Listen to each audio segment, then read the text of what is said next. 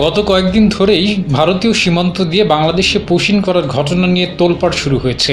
ভারত থেকে বাংলাদেশি সন্দেহে এসব পুশিনের ঘটনা ঘটছে। পুশিন করা ব্যক্তিরা শুধু বাংলাদেশি নাগরিক নয়, এর মধ্যে রোহিঙ্গা এবং ভারতীয় নাগরিকও রয়েছেন।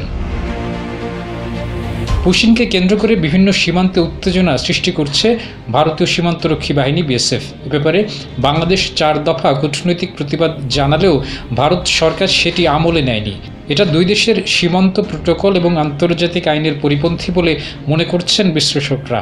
বিজিবি সূত্রে জানা গেছে, মে মাসের প্রথম সপ্তাহ থেকে 30 তারিখ পর্যন্ত দেশের 16টি সীমান্ত দিয়ে 1201 জনকে পুশিন করেছে বিএসএফ। 29 মে থেকে 30 মে পর্যন্ত 95 জনকে পুশিন করা হয়। 7 মে থেকে RICL TMX, যুগের পর যুগ স্থাপনা থাকে মজবুত।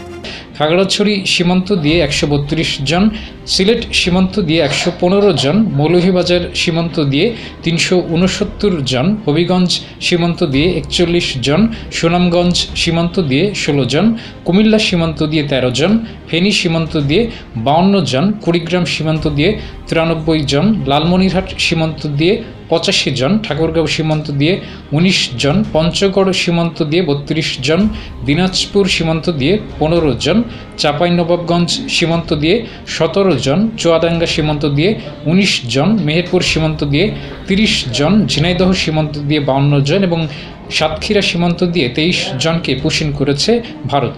এছাড়া সুন্দরবনের গহীন অরণ্যের মান্দার বাড়িয়া এলাকায় 78 জনকে পুশিন করা হয়েছে।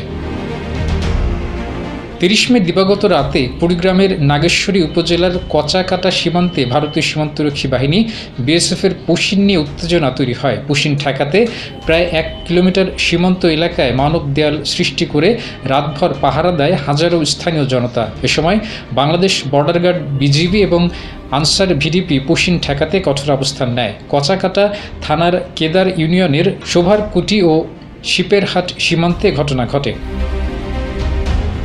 স্থানীয়রা জানান, সন্ধ্যা 7টার দিকে ভারতের আসাম রাজ্যের ধুবড়ী জেলার গোলকগঞ্জ থানার বিএসএফ সদস্যরা 2টি পিকআপ ভ্যানে 50 থেকে 60 জন নাগরিককে বাংলাদেশের সীমান্ত লাগোয়া ভারতের ফাইসকারকুটি গ্রামের একটি স্কুলে পুশিন করার জন্য জড়ো করে। পরে সীমান্ত গ্রামটির সব লাইট বন্ধ করে পুশিন করার চেষ্টা করে বিএসএফ। এ খবর ছড়িয়ে পড়ার সঙ্গে সঙ্গে শত শত জনতা সীমান্তে অবস্থান নিয়ে পাহারা বসায়। পরে কুড়িগ্রাম 22 বিজিবির কচাকাটা ও কেদার ক্যাম্পের সদস্য ও আনসার ভিডিপির কয়েকটি টিম সীমান্তে কঠোর অবস্থান নেয়। একই রাতে বিএসএফও অবস্থান নেয় ভারতীয় সীমান্তে। পরে রাত 2টার দিকে শূন্য রেখায় অবস্থান নেয় বিএসএফ। এ সময় বিএসএফ কয়েক দফা বিজিবির সঙ্গে কথা বলতে চাইলে বিজিবি তা প্রত্যাখ্যান করে। পরে রাত 3টার দিকে শূন্য রেখা থেকে সরে যায় বিএসএফ।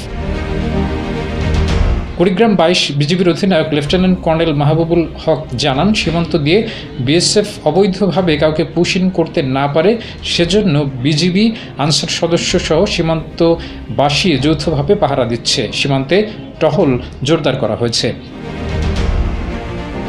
Desk report, জাজাদিন।